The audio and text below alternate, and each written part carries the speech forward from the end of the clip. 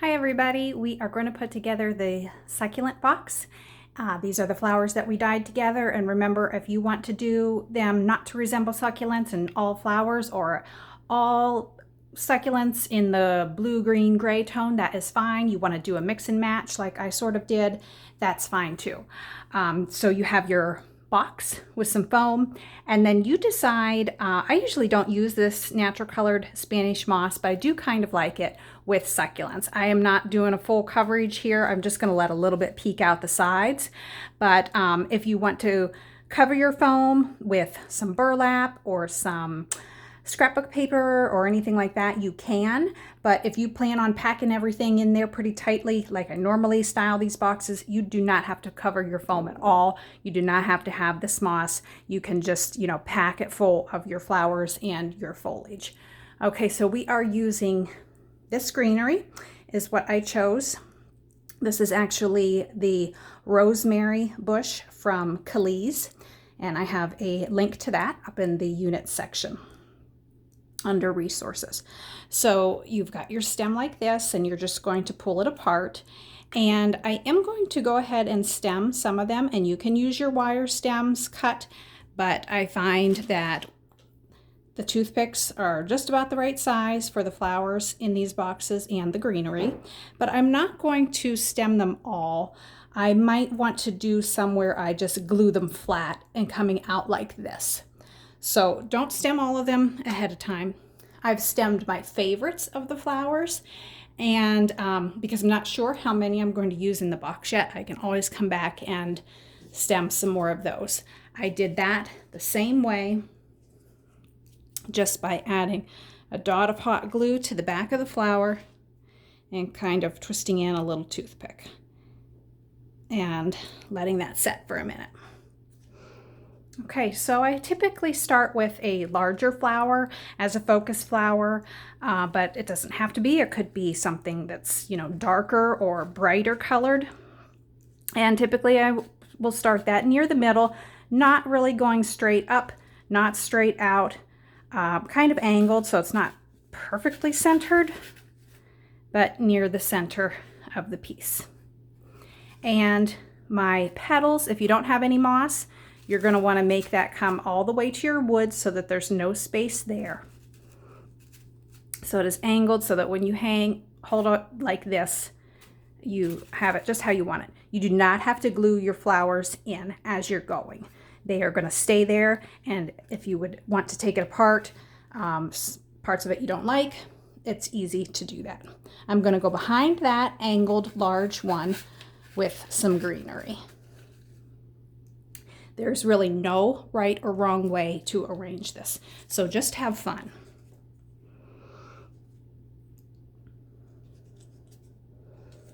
Then I'm going to work kind of back to back on the flowers.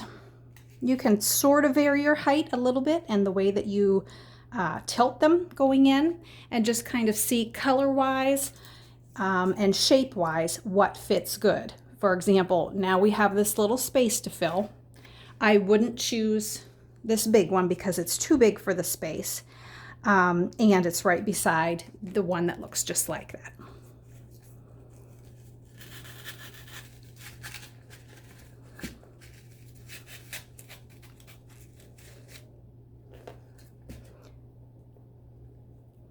You can use as much or as little greenery as you want. I typically just do a little bit when I do the succulents, mainly to kind of fill gaps.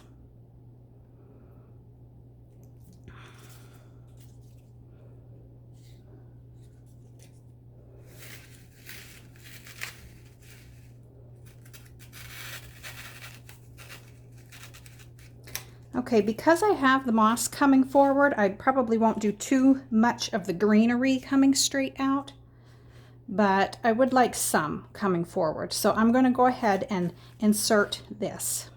And the way I'm going to do that is just to put about an inch of glue here. And it's basically just going to lay right on top of your foam or your moss or your fabric or whatever. It's going to attach to that. Sometimes I'll reach in with my little scissors here. If you have a little craft stick or the back of a paintbrush or something, that'll work too. If you had any little seed pods or berries, I think that would be cute too in this arrangement.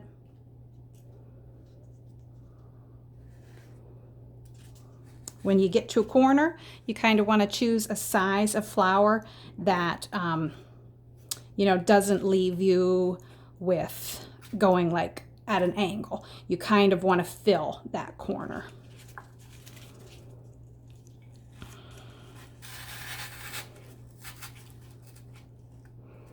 That left me with a little space here. So I might take that out and go with the bigger one. I'm not sure yet. Definitely want to use this flower somewhere on this side because I've got the same thing right there. So let's turn to the back. Sometimes I work in a section and go out. So let's continue working on this middle section. And I think here I would either do this dark purple one or this darker green. I definitely want to use my dark purple, so I'm going to go ahead and get that one in there. And now it is touching this flower, that flower, and the wood.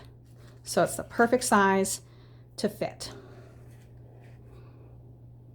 Here I've just got a little space, so I'm going to use my smallest flower here.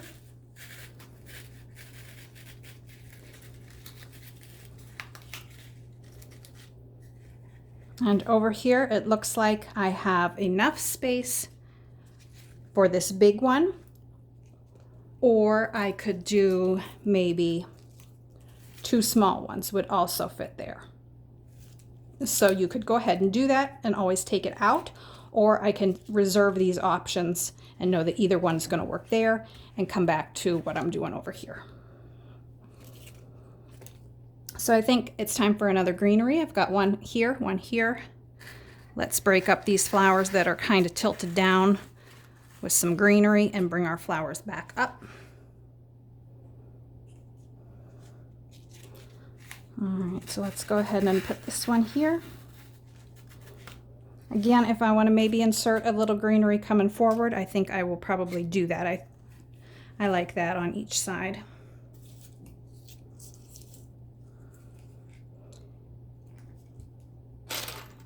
And it looks like I will probably be using most, if not all, of my flowers, so I'm going to go ahead and stem them.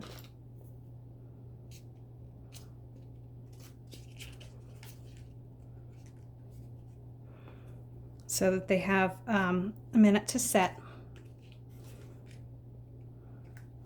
Remembering on this end, I'm either going to use this big one or these 2 small ones.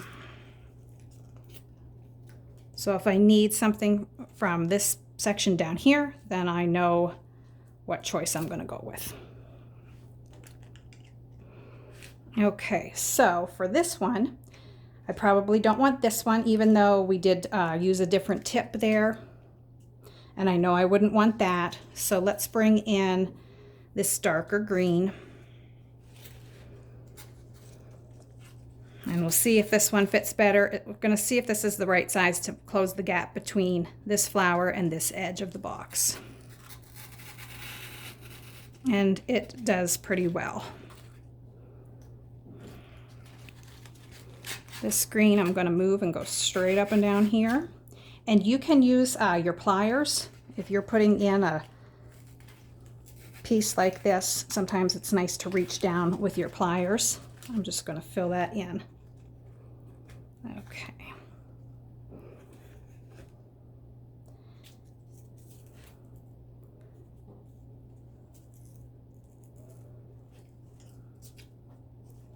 I definitely want to use this guy, so I'm not sure. I think I'm going to go with the blue one on that side. So I could either do both flowers here, or I could do one and extend some greenery out this way. But I think I will load it up.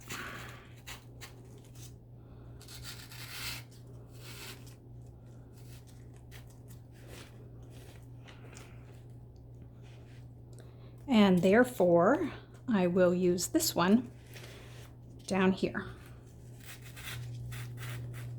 Now we're going to take a look. We have some greenery left. I have some that's stemmed and some that's not.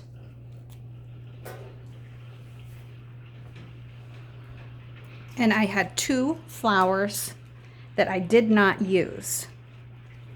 You might use them all, or you might use less than what I have used here. So right now I'm going to look straight down, make sure everything's pretty full, see if I need any greenery anywhere. Then I'm going to look along the edge. And I do think I'll pull in some greenery, again, going kind of flat and just glue it that way. I like that. I think this side is fine. And I feel like I want a piece of greenery here, either here, or maybe both. And what you can do if you don't want to go as long as the greenery is cut this back a little bit. So let's say I'm going to cut the bottom inch off, and I'm just going to remove some of these kind of petals at the bottom so I have a surface to glue to. And again, about an inch of glue. And it also depends on how far you insert it too, as far as how long your piece is going to be. But I wanted this to be just a little bit shorter. And reach in there and press that down on top of where it glued.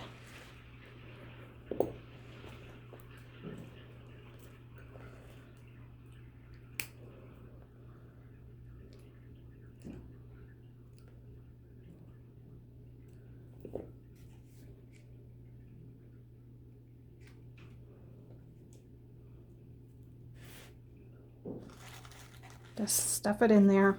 Feels like you got a good hold, then you're good to go. Okay, so the other places I was thinking is maybe here and maybe right there.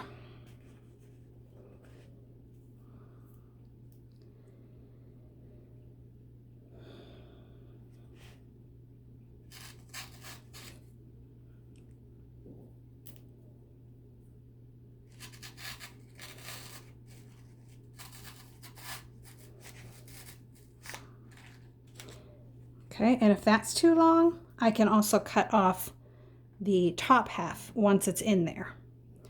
And I think it does stick out a little bit too long for me. So I could have cut and glued how I've been doing, or I can stick it with the stem and cut it there. I will probably do the same thing here. Stick it with the stem, and if I think that is too long, I'm going to cut it.